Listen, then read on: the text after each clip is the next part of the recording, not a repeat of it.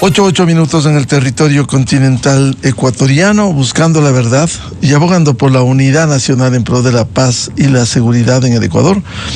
Queremos dar la cordial bienvenida en la revista de Opinión y Democracia a la doctora Stephanie Macías, consultora, analista, el doctor Carlos Ferrín, consultor en comunicación, dirección política. Les invitamos para hablar sobre el entorno de este referéndum y la consulta popular. Estamos en la recta final de una campaña muy corta, de 13 días, del 1 de noviembre al 13, que es este jueves, en donde se ha patrocinado el sí y el no en esta consulta popular y el referéndum. 4 preguntas, 3 de reforma a la Constitución y una de la convocatoria a una asamblea constituyente. El pueblo ecuatoriano tendrá la oportunidad, los 13.900.000 que están empadronados, de votar libremente, pero les invocamos que lo hagan de una manera informada, libre, pero reflexiva, consciente y responsable en el presente y el futuro del país. Doctor Stephanie Macías, ¿qué ha representado esta campaña que concluye este domingo, el entorno? Y también si esto representa una polarización de posiciones a favor o en contra de la administración de turno. Buen día.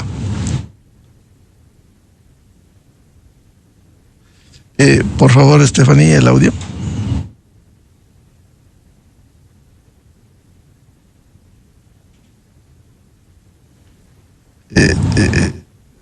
No le escuchamos, Stephanie, por favor.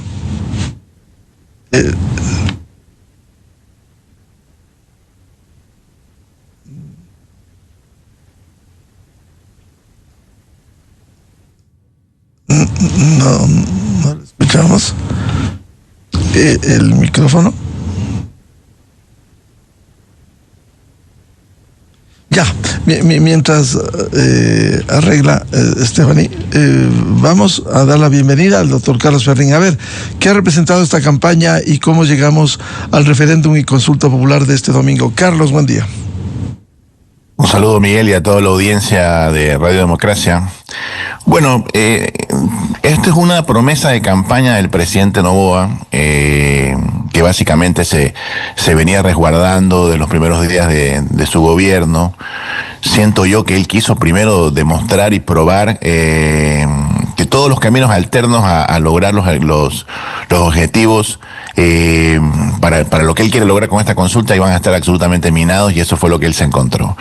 Finalmente, al final de ese camino, lo que sobrevino definitivamente fue el llamamiento a la consulta, donde finalmente empezaron todos a tener un consenso ya tanto constitucional como legal para llegar a este momento. La ciudadanía exploró varias preguntas antes de las que quedaron finalmente, entonces podríamos pensar que a lo mejor al inicio hubo unas cuantas confusiones, pero finalmente la campaña logró el objetivo de afinar cuál es el propósito de cada una de las preguntas, y luego incluso de un largo proceso de elecciones, el presidente llama a la consulta y nos pone al frente de posibles 3 siguientes comicios que corresponden precisamente a llegar a lograr tener la Carta Magna nueva en el último proceso donde el pueblo ya la va a terminar de aprobar. ¿Qué piensa en el escenario como está planteado? ¿Cómo ha visto el desarrollo, Carlos, de esta campaña tan corta? Y segundo, los temas que se pondrá en análisis del pueblo ecuatoriano este domingo. Bueno, se ha visto una campaña un poco más ciudadana. Son los ciudadanos los que están tomando un poco la batuta de la campaña. Yo recuerdo muy bien la campaña de Lenín Moreno, del 7 veces sí, fue muy similar en el sentido de que la gente se apropió del sí en la campaña, y en ese momento Alianza País, que estaba en disputa con lo que es actualmente el correísmo, guardó un poco los colores, ¿no? Yo siento que la estrategia es muy similar a la que está ejerciendo en este momento ADN. Vemos a los partidos en la fila de atrás, en este caso, de lado y lado, ¿no? Porque pienso yo que también el correísmo, dándose cuenta que ellos pueden tener un poco de ruido para el no, han tratado de estar estar en el mayor puesto posible atrás, pero en los últimos días los hemos visto un poco tomar los asientos de adelante, porque definitivamente sienten que en sus propias mediciones, tengo entendido, el no está ganando, sino que les está ganando el sí. Y finalmente el presidente Noboa, quien se activó esta semana con todos los cañones, hemos visto que tuvo ayer una agenda bastante encendida. No lo hemos visto todavía tomar sus días de asueto, que ya fueron aprobados, y yo creo que a estas alturas dudo que los tome, porque definitivamente él está en una recta final donde, creo yo, desde el mensaje central hay mucha más fuerza todavía. Claro, ayer le vimos, por ejemplo, muy activo con el tema de la inauguración de la cárcel del encuentro en Santa Elena. Bienvenida a la doctora Stephanie Macías. Ahora sí le escuchamos, por favor. Buen día, sobre el tema de la consulta popular y el referéndum de este domingo. Hola, buenos días. Disculpen la tecnología, a veces nos juega en contra. Dos años gobernando, por supuesto, trae un desgaste natural. El mantenerse en una comunicación constante también ayuda a reconectar. Yo me voy a subir, como se dice coloquialmente, a la camioneta de lo que Carlos Ferrín está hablando sobre la campaña, para comentarles que una de las cosas en Buró Estratégico estamos haciendo un informe sobre la campaña del sí y el no y los spots y lo que estamos viendo en general. Y una cosa interesante que quería compartir con ustedes es, uno, la incursión de símbolos patrios. El cóndor. Hemos visto mucho en redes que están utilizando el cóndor como símbolo representativo. Eso me ha llamado muchísimo la atención gratamente. Dos, en la campaña del no, especialmente en el nones de preguntones, hay una frase que quiero que ustedes, cuando la escuchen, analicen lo siguiente. Hay una parte en la cual le dicen, démosle un escarmiento para que enderece, refiriéndose al presidente. Y esto llama la atención, ¿por qué? Porque en una campaña, cuando quieres polarizar y quieres atraer el voto ciudadano, en teoría antagonizando el gobierno en turno, cuando dices esto, reflejas que tus encuestas, tus focus groups están mostrando que puede haber algún tipo de malestar con la gestión, pero no hay un rechazo total al presidente en sí. Entonces, es una de las cosas que nos ha llamado la atención muchísimo que si uno analiza no solo la estrategia, el guión y el mensaje, estás haciendo un llamado a votar no por la pregunta X, Y o Z, pero no hay un llamado colectivo hacia rechazar el gobierno. Entonces esto refleja mucho lo que pueden estar viendo las cifras y los focus groups dentro de los grupos. En cambio, en el sí hay algo interesante. Uno, la activación de alguien como David Reynoso, que es alguien que comunica y conecta con la ciudadanía a través de sus diferentes personajes.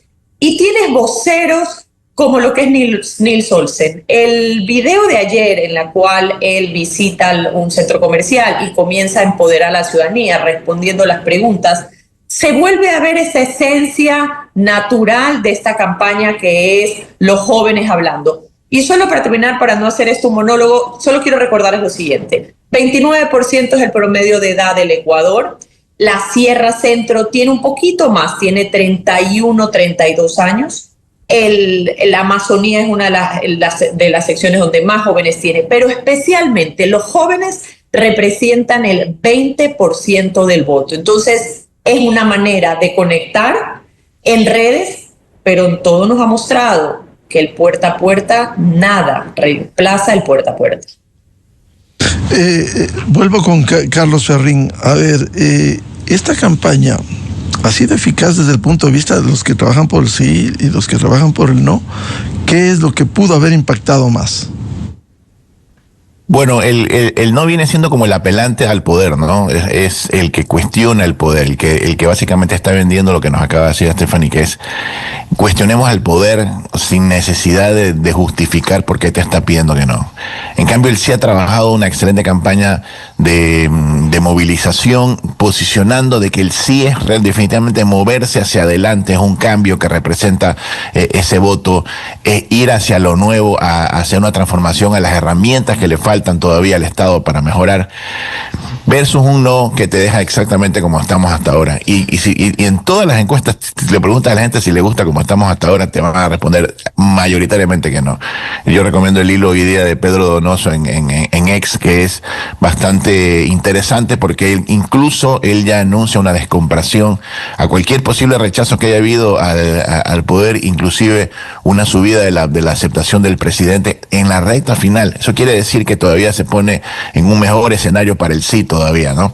De todas las mediciones y tracking que yo he visto, hay un no que no escala, porque efectivamente incluso en el voto correísta hay gente que quiere ciertos cambios. Pues se ha descubierto que en el correísmo ahí quieren una constituyente. Entonces esa pregunta es la que más están peleando ellos. Ellos le están hablando a su propia gente, como diciendo, no, en este momento la constituyente no, porque todas las redes sociales, toda la memoria histórica digital está allanada en el camino de Rafael Correa pidiendo la constituyente, de Luisa González pidiendo la constituyente, y eso les está jugando absolutamente en contra a ellos en este momento. Claro, lo que dice Carlos Ferrín, a ver, doctor Estefanía Macías, para que lo comente, ¿no es contradictorio y oportunista que haya, con el legítimo derecho que les asiste, una campaña por el no, que dicen no, pero si gana el sí, yo voy a la constituyente? ¿Cómo entender eso? De hecho, en un programa de Radio Centro, el doctor Ricardo Novoa en un momento dijo: el que esté en contra de la constituyente no debería presentarse a la constituyente, porque en teoría estás en contra de esa acción y de esa gestión. Con esto, por supuesto que es absurdo si estás en contra después presentarte, pero lo van a argumentar, y lo que hablamos la vez pasada, Miguel, en el estudio, es que no solo es la constituyente. Si la constituyente llegase, la consulta, la pregunta a la constituyente llegase a suceder, esto significa que le das una oportunidad de 2 meses para hacer campaña y una plataforma electoral, no solo para los interesados en ir a la constituyente, sino en todos los interesados que quieren una plataforma mediática para ser considerados posibles candidatos de las seccionales. Entonces, encima que no vas a estar necesariamente interesado en el proceso de la constituyente, vas a hacer un ruido electoral innecesario solo para ser considerado para seccionales. Entonces va a ser un caos electoral y un ruido electoral abrumador, hablando electoralmente hablando, los próximos 2 meses, por la gente que dijo no, pero ahora en enero va a estar interesado. Claro, pero no hay una contradicción, Estefanía, en esa posición, absolutamente. Y oportunismo, porque dicen, no, hay que hacer campaña por el no, pero si gana el sí, yo sí quiero estar allí. Pero de acuerdo, Miguel, y de hecho es oportunista porque, como le comentaba, no solo van a ser los que dijeron no, van a ser todos los que no están interesados en ir a la constituyente, pero quieren ser candidatos para mejorar su visibilidad para las seccionales. Eso también es oportunista.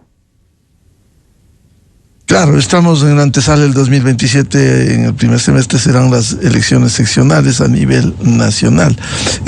Carlos, ahora en ese escenario, ¿cuánto juega el que se concurra a una consulta popular y un referéndum que marque estar a favor o en contra de la administración de turno? Bueno, yo pienso que no se ha ido todavía la aguja del indicador como una especie de plebiscito de la gestión del presidente Noboa, ¿no? Como lo dije hace un rato, encima los indicadores están mejorando.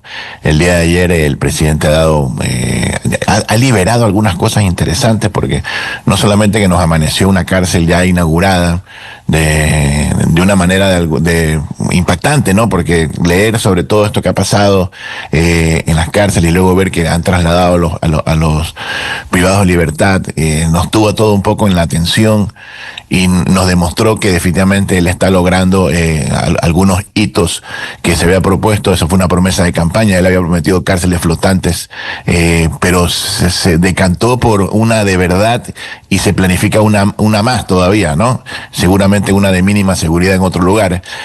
Y no solamente eso, sino que también sacaron una serie de contenidos del gobierno.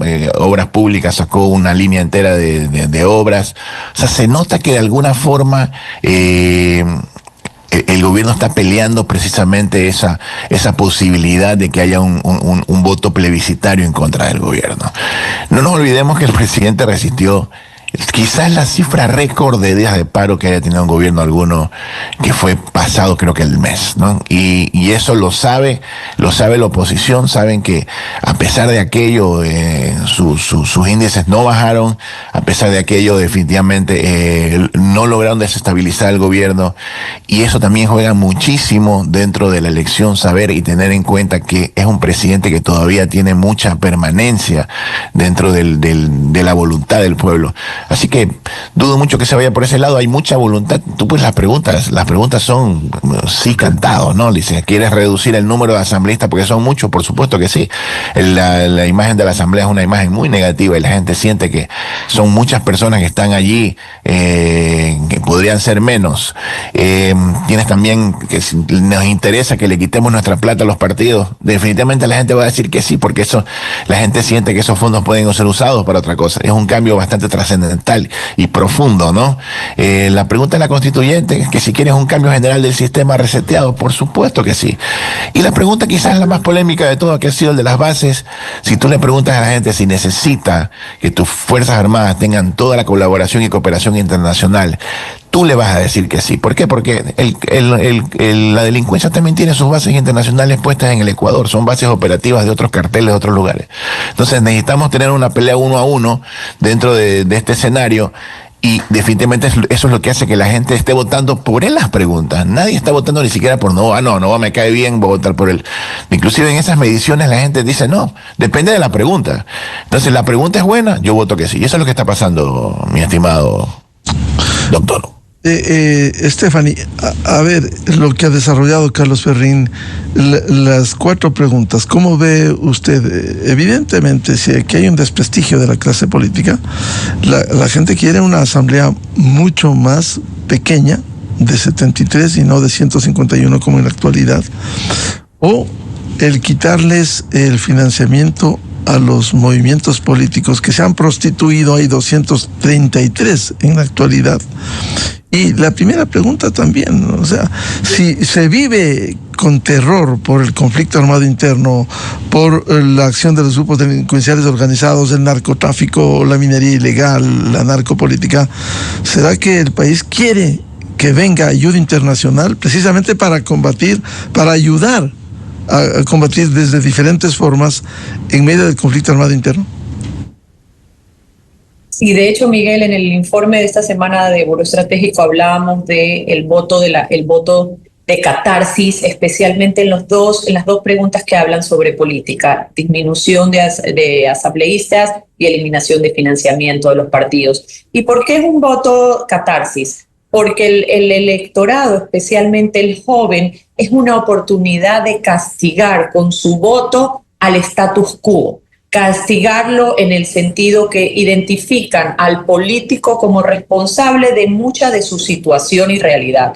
Y con esto, este voto no solo es pragmático, es muy emocional. Estás diciendo, tú me fallaste y esta es mi manera de empoderarme con el voto castigo. Ese desde las 2 preguntas. La pregunta de las bases es interesante, porque dentro del informe sobre las bases hablamos de qué es lo que estaba viendo en la narrativa, y se estaba hablando de soberanía como generando dudas al respecto. Y en el análisis abordamos el tema y mostramos que todas las bases internacionales, especialmente las bases americanas en Latinoamérica, están desde un punto de vista de acompañamiento logístico, inteligencia. De ninguna manera el país receptor pierde injerencia sobre las actividades que están dentro de las bases. Especialmente las bases americanas en Latinoamérica están de acompañamiento, logística, entrenamiento y como aliado estratégico. Entonces la palabra y ese sentimiento que muchos estaban hablando de soberanía no entraría un poco en vigencia, porque igual hay una letra chica donde todo está regulado y monitoreado, pero no habría no habría razón por tener la preocupación de pérdida de soberanía cuando la tierra y el lugar donde se escoja sigue siendo ecuatoriano, con control ecuatoriano, solo con acompañamiento logístico americano o del país que fuesen las bases extranjeras. Y en el último tema, que es la constituyente, si se ha hablado desde el inicio de alguna manera patear el tablero político y encauzar y tener una carta magna con una cancha delineada donde atraiga la inversión extranjera, donde hay oportunidades de alianzas público-privadas, donde haya mucho más oportunidad para no solo hacer nuevos emprendimientos y negocios, sino cómo vamos a hacer para proteger los derechos y para, de nuevo, tener oportunidades. Creo que este es el momento. Y cuando hablamos en un debate sobre la gente que estaría dispuesta o considerando el no en la pregunta de la constituyente, mi argumento era, ¿y por qué no lo intentas? Ponle sí a la constituyente, vamos a una constituyente, y si no te gusta el texto, tienes todo el poder y el derecho electoral para rechazarla, pero intentémoslo. Demos ese paso, generemos el contenido y veamos que si no te gusta, lo volvemos a hablar en 6 meses. Claro, lo que ya pasó, a ver, Carlos Ferrín, para que comente esto que señala Stephanie Macías, y ya pasó en Chile. Simplemente se hizo una constitución extremista, se aprobó, se fue a las urnas y el pueblo chileno dijo no. Y quedó en cero, quedó en nada. Aquí hay la oportunidad, porque aquí mucho se argumenta, es un cheque en blanco para que hagan lo que quieran. El pueblo ecuatoriano será quien se pronuncie libremente luego de que se apruebe el nuevo texto constitucional.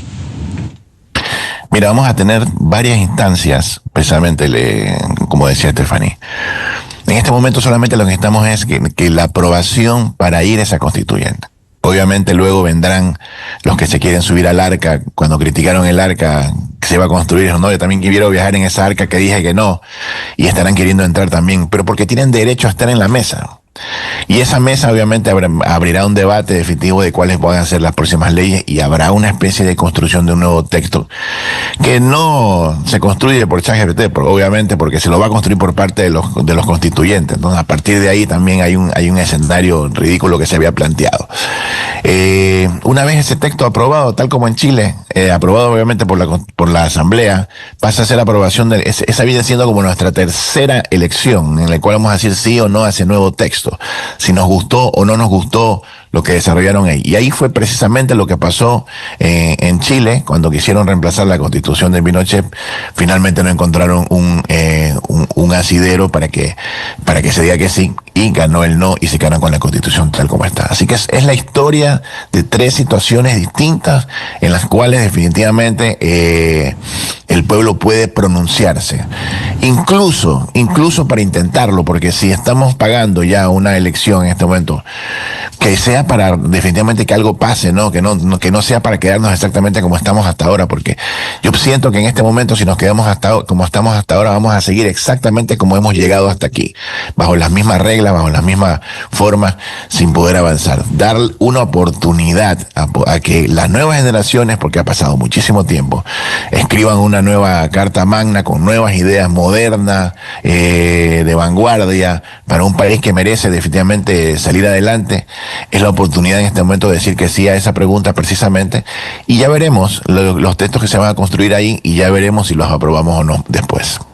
A ver, a propósito de lo que señala Carlos Ferrín, doctora Stephanie Macías, ¿cuál sería el escenario en el supuesto que no se apruebe la constituyente? ¿Seguir bloqueados con una constitución de Montecristi que tiene contradicciones, que tiene deformaciones, como la utilización de un recurso legítimo, como es el derecho a la resistencia, pero manipulado, como se ha hecho también en el país? ¿Cuál sería ese escenario? Miguel, cuando usted se refiere a no aprobación de la constituyente, una vez hecho la Carta Magna o en la última pregunta de la Asamblea. Este domingo de la consulta popular, si no habría Asamblea Constituyente, ¿seguimos viviendo, como dice Carlos Ferrín, con un país bloqueado? Definitivamente, y con un adicional que es el reto del gobierno de entender e identificar dónde se pudiesen hacer las reformas, y las reformas irían a la Asamblea, pero recordemos los números mágicos de 111 para ciertas reformas. Es un reto adicional lograr esos votos en la Asamblea para intentar, si quiere, iniciar un par de reformas, pero no se puede todo. Definitivamente la única opción para reconfigurar la realidad nacional, especialmente para los temas neurálgicos, es a través de la Carta Magna. Sería una oportunidad perdida. De nuevo, quiero repetirlo, Si vamos a la constituyente y no te gusta el texto, tienes la oportunidad de tomar la decisión, pero demos la oportunidad de ver cómo se ve ese texto. Vemos la oportunidad de generar debate. Siempre lo repetimos, la democracia no se inspira, se construye con diálogo, pero también se construye con acciones como estas. Sentar a la gente, a especialistas. Miren lo que sucedió, que nos sorprendió a todos gratamente. El presidente ha presentado lo que sería el perfil de posibles asambleístas a la constituyente. Y tenemos un Diana Salazar, tenemos una Anabel Asín, tenemos un Nils Olsen. Entonces, yo sí creo que debiésemos darle el beneficio de la duda. Vamos a la constituyente, veamos qué texto hay. Y si no te gusta, tienes tu oportunidad en 3 meses, pero démosle una oportunidad. Carlos, a ver, esta presentación de los nombres que este lunes el presidente anunciará, le apuntala más en la necesidad de votar sí. Son nombres respetables, evidentemente, con todo la polémica que ha habido alrededor de Diana Salazar. Fue una fiscal valiente, pero a diferencia de quienes han resultado en la cárcel o están prófugos de la justicia, ¿eso le apuntala a la tesis de la consulta popular? Bueno, yo creo que le agrega pisos, ¿no? Más que apuntalar, le da mucha más fuerza. Diana Salazar es una mujer, como usted lo ha dicho, que definitivamente puso toda su vida al servicio definitivamente de una fiscalía que fue determinada, que fue a muchos disgustó, fue incómodo para otros. El gobierno lo que hizo en su momento fue blindarla a su salida, que fue lo coherente, porque un gobierno no puede abandonarte una vez que tú dejas tu cargo, no puede dejarte a la suerte, sino que más bien abrazó su gestión y le dio un cargo que definitivamente la blindaba a ella hasta ahora. Ella ha manifestado que de alguna forma que va a estar o que le interesa la construcción de la nueva Carta Magna. Y si tenemos una Diana Salazar que se sabe todas las costuras, todo por donde se fuga el agua en la justicia, todo por donde hay que cambiar, todo lo que ella tuvo que enfrentar, y todo por donde se le salían a quien a lo mejor quiso judicializar y no pudo. Tenemos una garantía de que efectivamente esa constitución va a tener la fuerza para combatir la delincuencia que se requiere en este momento. Yo pienso que eso es una garantía. El nombre de ella es bastante poderoso, más allá del de Anabela, más allá del de que tiene un gran bagaje político. Anabela, ¿no? Muchos dicen que es la mamá del presidente. No, Anabela es una activista que ha estado durante décadas trabajando, acompañó a Álvaro durante muchas contiendas, llegó a la segunda vuelta. Cuando fue elegida en Guayas le sacó más puntos que Febres Cordero, es una gran candidata. Y tenemos un Nils que representa el hombre de confianza del presidente, más que el amigo, porque yo no sé de dónde sale la gente que los hombres de confianza no suelen ser amigos de las personas, y que garantiza de alguna vez la seriedad y la construcción de este nuevo proceso. Así que ya levanta las expectativas, llama la atención, pienso que da un buen empujón a que la gente le diga que sí a esta oportunidad de escribir una nueva carta, sobre todo con estos perfiles que podrían estar construyendo precisamente una constitución más apegada a nuestras necesidades en este momento.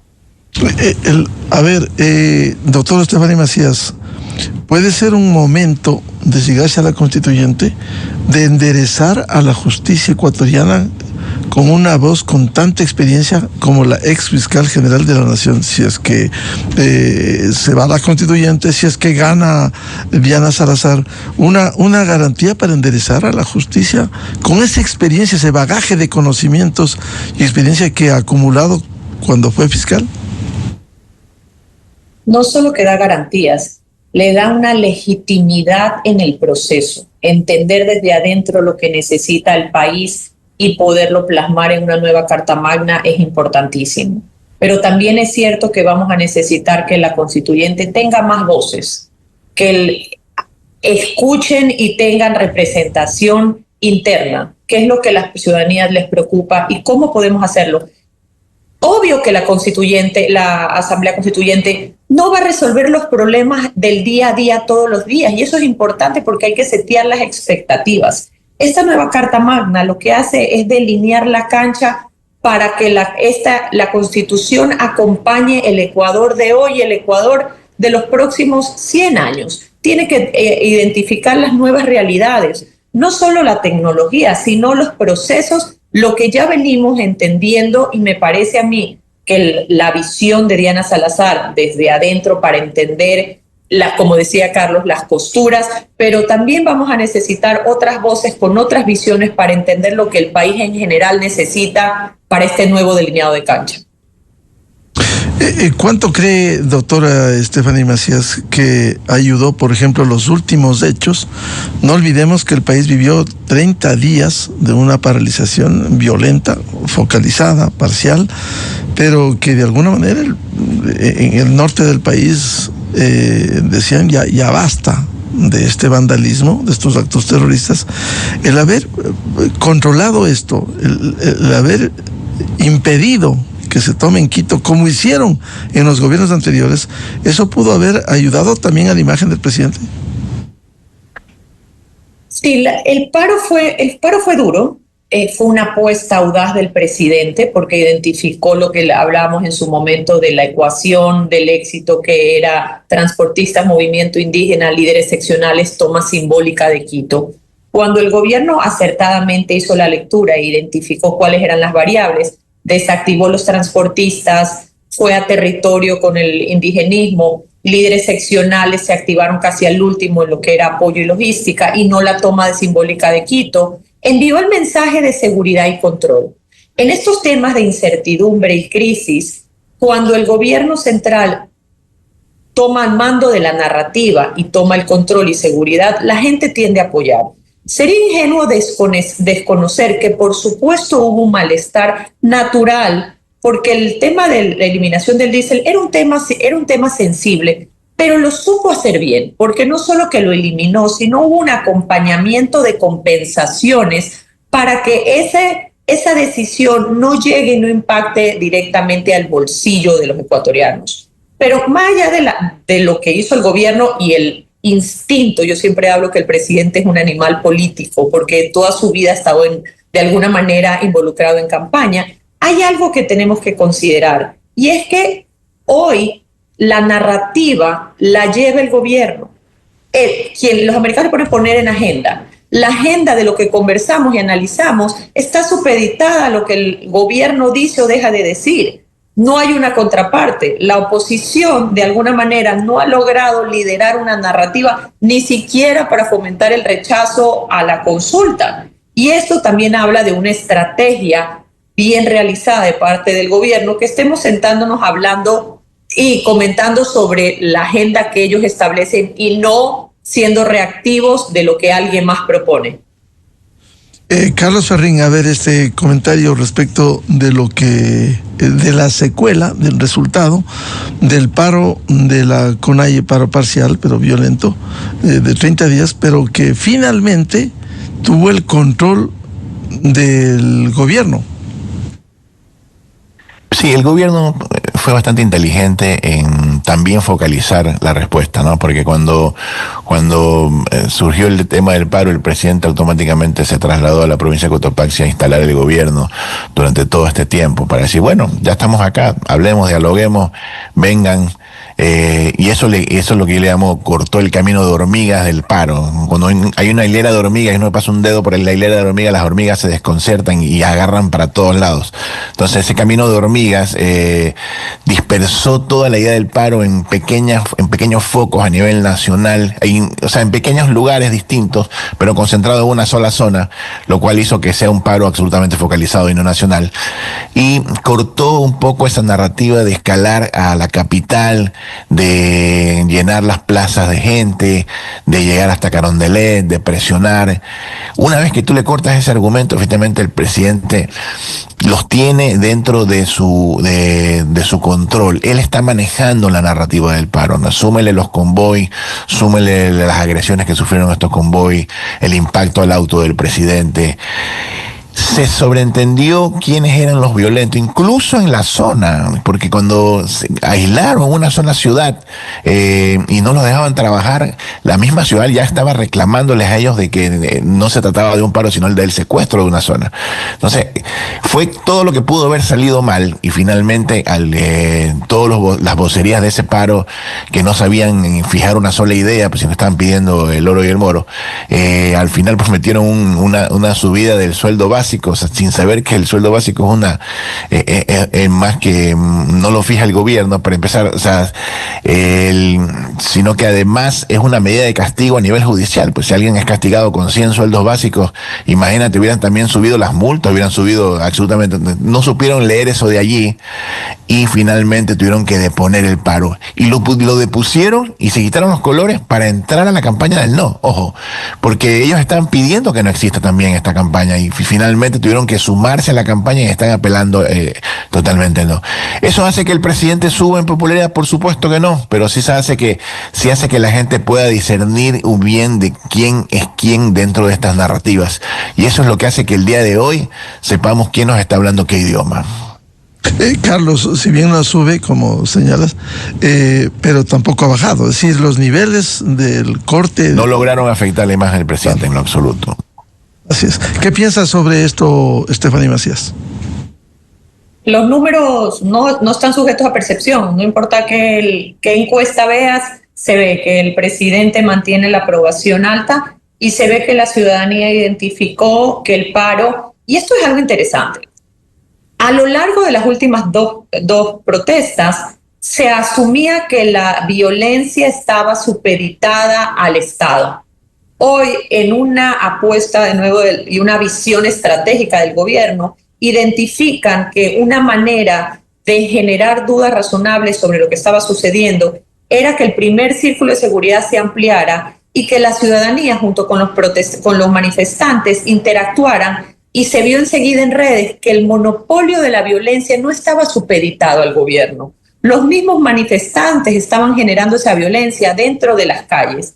Y eso ayuda también a que esta generación de la duda razonable diga, bueno, pero entonces todo lo que estamos viendo no solo es generada por el Estado, también lo están haciendo los manifestantes. Y eso ayuda de nuevo a esta narrativa. Cuando se termina el paro, y yo siempre lo comenté con usted, Miguel, Marlon Vargas tenía la efervescencia de las calles, hablaba sobre el paro, de lo que iba a suceder, y de repente comienza a hablar sobre subir el salario, y comienza a hablar de otros temas, y cierra el discurso, cierra la protesta, en un lugar donde tienes estudio, backing, micrófono, y te das cuenta que hay una transición entre la protesta y la plataforma electoral para el camino hacia el no. Entonces, le quitas de alguna manera esa narrativa de la preocupación legítima sobre los posibles efectos de la eliminación del diésel para decir, está usando esto como una plataforma electoral para la campaña. Y después lo vimos al final del día en esta famosa, yo digo, llamado a la campaña, que es este backing y micrófono con teleprompter y todo. Claro, Carlos, es decir, más allá del legítimo derecho que tienen dentro de la campaña electoral de pronunciarse por el sí o por el no, pero esto comenzó mucho antes, a raíz de lo que dijeron levantamiento indígena, es decir, fue una manipulación para llegar al no, como señala Stephanie. Una oportunidad. Ellos vieron el tema de la eliminación del subsidio del diésel como una oportunidad para hacer lo suyo, o sea, lo que ellos ya saben hacer a nivel histórico. El gobierno lo supo manejar bien. Ellos manejaron el concepto de la tubería rota y la refocalización, obviamente, de esos recursos que fueron a dar precisamente a las manos de quienes ocupan el diésel, no necesariamente a donde se iba antes, los beneficiados, ¿no? Y no contó con el pliegue absoluto de todas las fuerzas para que ese paro crezca. si nos ponemos, si hacemos memoria, el octubre de Lenín Moreno tuvo todos los frentes, incluyendo el transporte, porque él no tenía un plan en ese momento de compensación. O sea, no había una especie de equilibrio entre, ¿sabes qué? Te voy a quitar esto, pero te voy a dar esto otro. O sea, no había nada por detrás. O sea, no había nada que lo sustente. Y en la época de Lazo fue similar, salvo que en esa época el transporte no se plegó, no fue tan fuerte. Y Lazo cometió el error de meter preso a Leonidas Issa, y eso lo convirtió en un mito a Issa en su momento. Hoy, una Conay sin Issa, que para mí Issa es uno de los grandes ganadores de eso, porque demostró que si no es con Issa, no se puede. No pudo lograr los objetivos, no pudo ni siquiera convencer de que existía una forma de paro. Un paro que fue lento, que se dilató mucho tiempo, que ni siquiera tuvo la fuerza, un paro que tuvo incluso hasta sus feriados también, porque habían feriados intermedios que el paro paraba y luego seguía. Entonces, definitivamente fue algo que salió bastante mal y que lo único que hizo fue crear una plataforma para que el sector indígena tenga algo de pantalla. Habría que ver cuando se lancen las listas para asambleísta constituyente, ellos seguramente presentarán también candidatos ¿qué pudieron ellos cosechar precisamente de esas movilizaciones? Aunque eso, Carlos, resulta contradictorio y, como hemos hablado, oportunista, hacer una campaña diaria por el no, y si gana el gobierno, ahora sí me gusta ir a la Asamblea Constituyente. Exactamente, yo también he sostenido esa tesis, he coincidido con el doctor Noboa, lo he dicho en mis espacios. La gente tiene que decidir entre los entusiastas del sí. O sea, entre todos quienes decían sí queremos el cambio, yo te voy a elegir entonces a ti constituyente porque tú eras de los que me decían a mí que sí querías el cambio, ¿verdad? Más allá de los que no querían el cambio, porque los que no quieren el cambio, ¿a qué van a ir a la nueva constituyente? Seguramente a hacer exactamente lo mismo, a impedir el cambio. Entonces, en eso también tenemos que discernir como ciudadanía quiénes están en este momento haciendo campaña por el sí, para cuando los veamos en las listas, poder votarlos y poder decir, ¿sabes qué? Él o ella sí querían el cambio, así que yo voy a votar por ellos. Claro, eso significa, Stephanie, que si hay coherencia, que si se vota a favor de una nueva constituyente, habrá que votar en consecuencia, porque quienes quieren, si el país quiere un nuevo texto constitucional, que finalmente será presentado al pueblo para ver si lo aprueba o no, pero sería coherente el que vaya esa gente que respaldó ir a la constituyente. Y más allá del respaldo, es de la coherencia de creer en el proyecto. Porque si tú no crees en el proyecto, ¿cómo vas a tener las herramientas o cómo vas a ir este proceso para aportar en un proyecto al cual no crees? Entonces allí viene lo que genera dudas de, entonces te estás presentando para boicotear el proceso o en verdad te vas a tomar en serio este camino y este proceso de diálogo. Esto es solo un poco inocente decirlo, pero anhelamos que los que vayan con el profesionalismo y la seriedad de entender que esto no es de campaña a campaña. Estamos hablando de la Constitución, estamos hablando de la Carta Magna, lo que regirá nuestras realidades en las próximas décadas. Entonces, si alguien llega y dice no estoy de acuerdo con el proceso, lo entiendo, pero entonces si no estás de acuerdo, no participes cuando el proceso esté en marcha, porque lo que haces es generar retos adicionales a los ya naturales de comenzar un proceso así. Claro, Carlos, es decir, si viene la segunda fase, gana la convocatoria constituyente, en la campaña, ¿qué van a decir los que dijeron no a la constituyente? ¿Vamos a ir a oponernos lo que el pueblo ha decidido porque se cambie la Constitución? Políticamente sí podrían hacerlo. Si ellos dijeran, bueno, la gente se ha expresado que sí quiere un cambio, así que voy a presentarme también a proponer mis cambios. No nos olvidemos que ellos también promovían una constituyente. Habría que ver qué promovían dentro de esa constituyente. Quizás quitar la reelección, volver a poner la reelección indefinida para luego presentarse una y otra vez. Habría que saber cuáles son las cosas que ellos quieren, porque cuando llegaron las primeras elecciones donde post-correísmo, ellos hablaban de hacer una constituyente precisamente, y lo decían así con todas estas letras, para arreglar todo lo que Moreno y el Trujillato habían arruinado de lo que ellos tenían. O sea, ellos tenían un objetivo fijo que tenía que ver obviamente con sus propios intereses. Y ese ha sido el problema del correísmo a lo largo de los últimos años de su historia política. Ellos no se fijan y no se allanan a los intereses de las personas, sino que se fijan y se allanan a los intereses propios, ¿no? Cómo traer a Rafael, o sea, cómo corregir todo lo que está mal. Cómo sacar a Glass de la cárcel. Absolutamente todas esas cosas que les pertenecen únicamente a la lucha de ellos. Y ellos sienten que la gente que los respalda también respalda eso.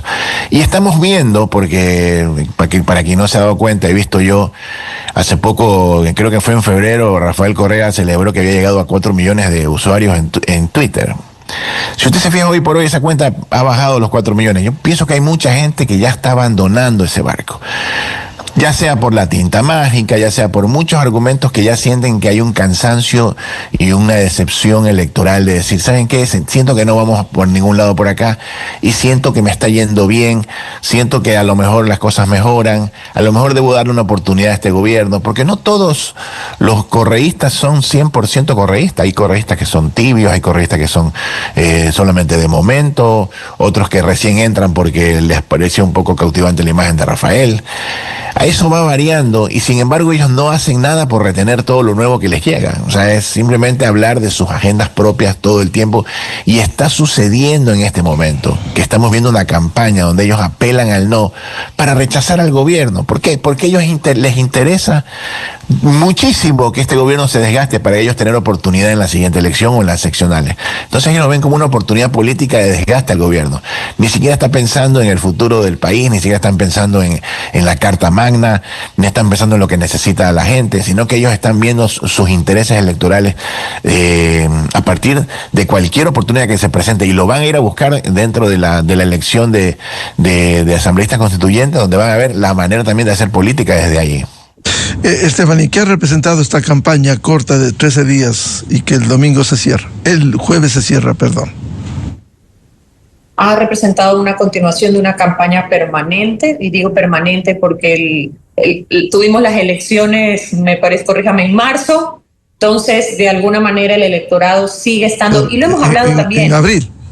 En abril, y lo hemos hablado. A pesar de que todo se repite esto de el joven es apolítico y rechaza la política, sí, pero en un país como Ecuador, en el cual el voto es obligatorio, todo ecuatoriano de alguna manera es activo en política porque tiene que tomar su decisión para ir a las urnas. Entonces, si bien es cierto, puede rechazar el status quo, está en permanente intercambio de comunicación con temas que tienen que ver con política. Pero antes de terminar eso, solo quiero hacer un llamado, porque cuando hablamos de la constituyente se habla de los dos grandes partidos, pero también el reto como ciudadanos y como nosotros generadores de opinión, también será dar espacios a organizaciones sociales y minorías para que sus voces también sean escuchadas y que puedan tener la oportunidad de también estar presentes, porque al final del día esta Carta Magna, como yo digo, este delineado de cancha, necesita de todas las voces. Entonces, con esto, en la eventualidad de que lleguemos a una campaña constituyente, también tenemos que dar esos espacios para que las minorías también puedan ser escuchadas. Carlos, ¿qué ha representado esta corta campaña? Bueno, ya hemos visto un gobierno que tiene mucha experiencia electoral.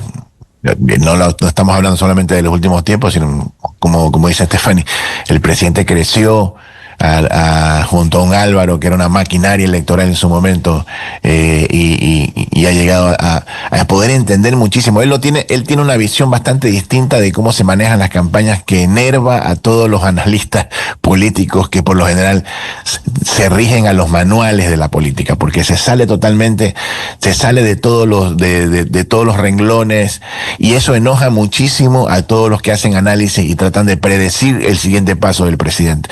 Así que él siempre va a saber, pienso yo, cuál es el siguiente movimiento, ¿no? Hemos visto que en los últimos días él ha acelerado muchísimo su permanencia en territorio, su presencia, y pienso yo, con los resultados que precisamente el analista Pedro Donoso puso en X, que los invito una vez más a que lo vayan a leer, ha logrado sus objetivos, porque ha logrado recuperar muchísimo del desgaste que tuvo precisamente en las movilizaciones que acabamos de hablar, y está al 100% para este domingo presentarse a elecciones. ¿Qué va a votar la gente? Si un sí que definitivamente propone él, que nos moviliza hacia adelante, que nos saca de un poco de este tren que ha estado detenido mucho tiempo, que lo hace avanzar, o un no, que definitivamente deja las cosas como están. Aquí no ha pasado nada, sigamos como estamos y vamos viendo cuál es lo siguiente que podemos hacer para solucionarlo. En definitiva, el panorama para este domingo, Stephanie, ¿cómo ve?